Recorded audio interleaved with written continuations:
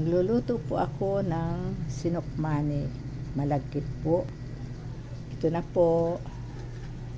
Ito po ay yung tinatawag natin sangkaka. Nakukulo na po. Ito po ay natin kulong-kulo na yung halos santan-santan na po saka po ilalagay itong malagkit, yung sinaing na malagkit. So ito po ang sumang malagkit. Hintayin po natin ang susunod na proseso.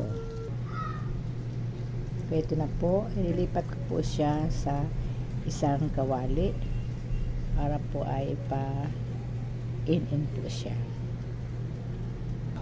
Ayan na po. Then tatakpan po natin para siya ay